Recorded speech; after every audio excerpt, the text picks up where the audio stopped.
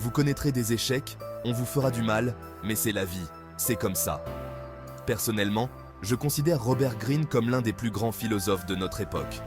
Dans la vidéo d'aujourd'hui, nous allons explorer les leçons historiques que Robert a appliquées à sa propre vie et que vous pouvez appliquer à la vôtre. Bienvenue sur la chaîne Motivateur de succès, une chaîne dédiée à la philosophie de l'histoire et au développement personnel. Le concept d'amor fati, qui signifie « aimer son destin », va bien au-delà de la simple acceptation passive de ce que la vie nous réserve. C'est une invitation à voir chaque moment, chaque événement, comme une partie essentielle de notre voyage. C'est une philosophie active, un choix conscient d'embrasser la totalité de notre existence, avec ses joies et ses peines, ses victoires et ses défaites. En adoptant cette perspective, nous trouvons un sens plus profond à nos expériences, qu'elles soient agréables ou douloureuses. Imaginez un instant la vie comme un fleuve puissant et impétueux. Ce fleuve symbolise le flux constant des événements et des circonstances qui façonnent notre existence. Lutter contre son courant, c'est s'engager dans un combat épuisant et vain. Nous dépensons notre énergie à résister à ce qui est inévitable, à ce qui fait partie de notre chemin. Au contraire, s'abandonner à son flot, c'est se laisser porter vers des horizons inconnus, tout en découvrant la force et la beauté qui se cachent dans chaque méandre. Cette acceptation nous permet de naviguer avec plus de grâce et de sérénité. Marc Aurèle, empereur romain et philosophe stoïcien, voyait dans cette attitude une forme d'harmonie supérieure. Pour lui, accepter son destin était une manière de vivre en accord avec la nature et l'univers. Car en acceptant ce qui est, sans jugement ni résistance, nous nous libérons du fardeau du ressentiment et de la colère. Nous trouvons une paix intérieure qui nous permet de vivre plus pleinement. Nous cessons de nous apitoyer sur notre sort, persuadés que nous méritons mieux que ce que nous avons. Au lieu de cela, nous apprenons à voir la valeur et la leçon dans chaque situation. Ce détachement émotionnel ne signifie pas pour autant indifférence ou apathie. Il s'agit plutôt d'une clarté émotionnelle qui nous permet de mieux comprendre et d'apprécier la vie. Au contraire, il nous permet d'aborder chaque événement, chaque rencontre, avec une clarté nouvelle, une lucidité accrue. Nous devenons plus ouverts aux opportunités et aux leçons que la vie nous offre. Nous pouvons alors discerner les opportunités qui se cachent derrière les obstacles apparents et transformer les épreuves en source de croissance et de sagesse. Chaque défi devient une chance de se renforcer et de s'épanouir. Car la vie, dans sa sagesse infinie, nous met constamment à l'épreuve. Ces épreuves sont des invitations à grandir, à devenir plus résilients et plus sages. Elles nous confrontent à nos peurs, à nos limites, afin de nous pousser à évoluer, à nous dépasser. En affrontant ces défis, nous découvrons notre véritable potentiel. En choisissant d'aimer notre destin, nous ne nions pas la douleur ou la souffrance. Nous les intégrons comme des éléments essentiels de notre parcours. Nous les reconnaissons comme faisant partie intégrante de l'expérience humaine, comme des éléments nécessaires à notre développement. En fin de compte, c'est cette acceptation et cet amour pour notre destin qui nous permettent de vivre pleinement et authentiquement. Notre esprit est un outil puissant, capable de créer des merveilles comme de nous plonger dans les affres de la souffrance. Souvent, nous nous laissons emporter par nos pensées, anticipant le pire, imaginant des scénarios catastrophes qui n'ont aucune chance de se produire.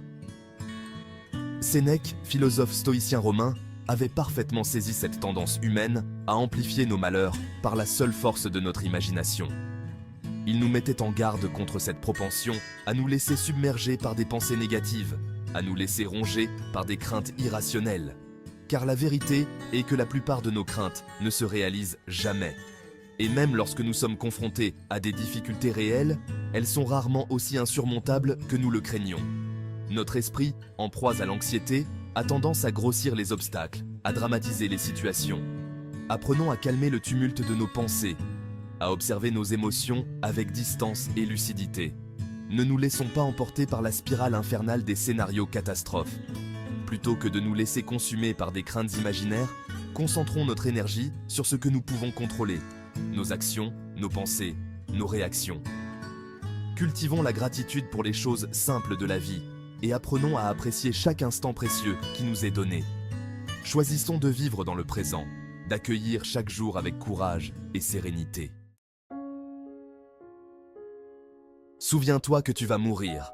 Ces mots, aussi simples que percutants, résument l'essence même du memento mori. Il nous rappelle que la vie est éphémère et que chaque moment compte.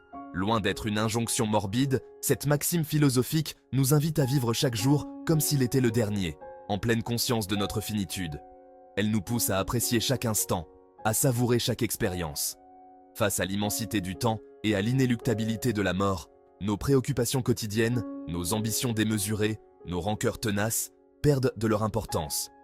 Nous réalisons que nos soucis sont souvent insignifiants face à l'univers. Ce qui compte véritablement, c'est la manière dont nous choisissons de vivre le temps qui nous est imparti, les moments passés avec nos proches, les souvenirs que nous créons, les rires partagés.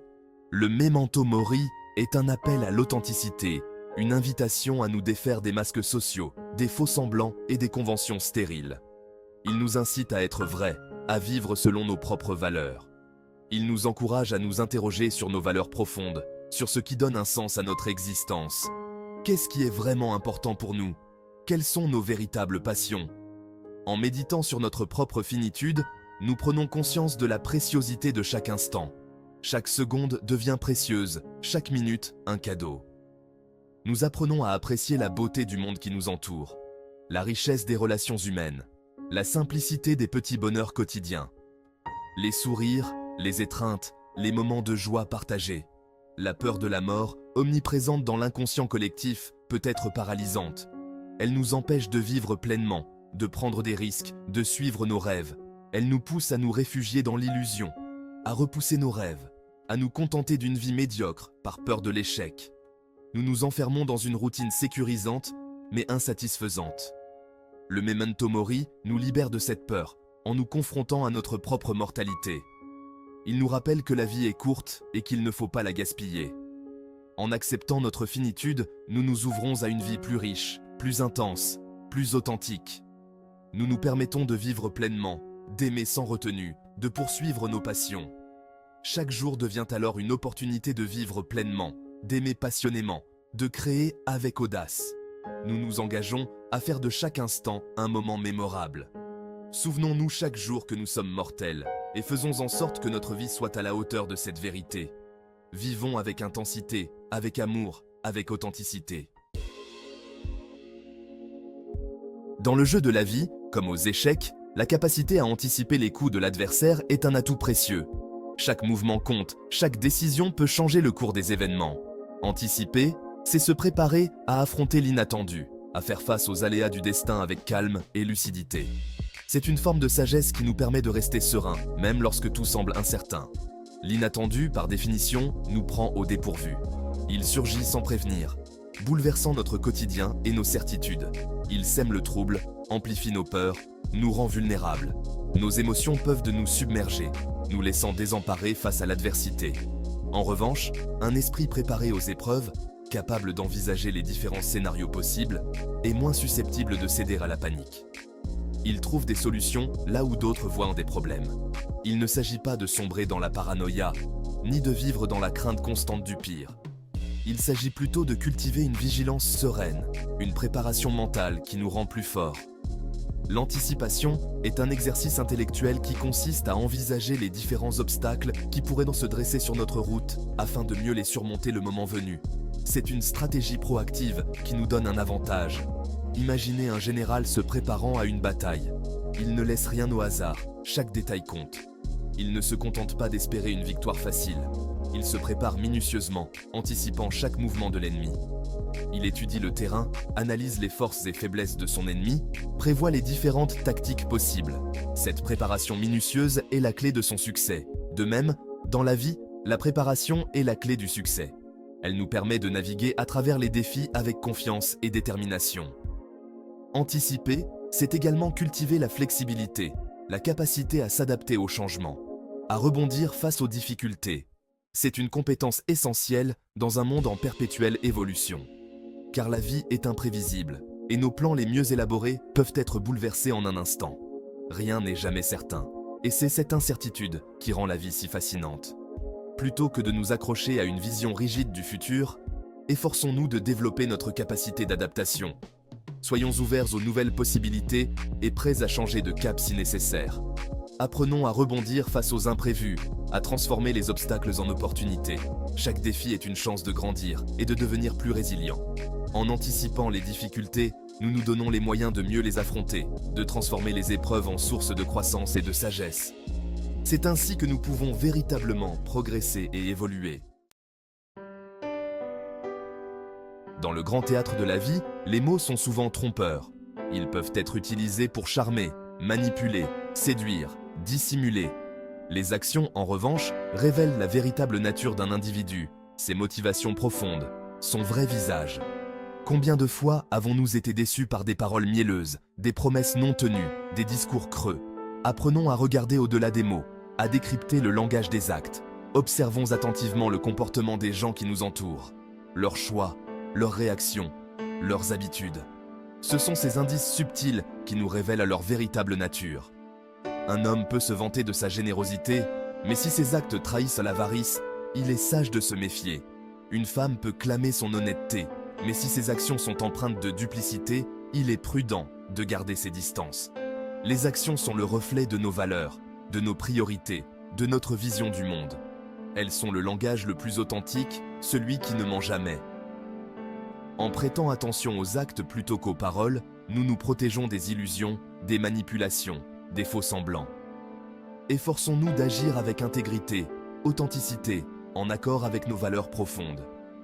Que notre vie soit le reflet de nos convictions, un témoignage éloquent de notre engagement envers la vérité, la justice, la bienveillance. Le monde se souvient rarement des paroles, aussi belles soient-elles, car elles s'effacent avec le temps. Ce sont les actes, gravés dans le marbre du temps, qui façonnent un héritage durable. Observez attentivement ceux qui vous entourent, non pas à travers le prisme de leurs discours, mais par le miroir sans complaisance de leurs actions réelles.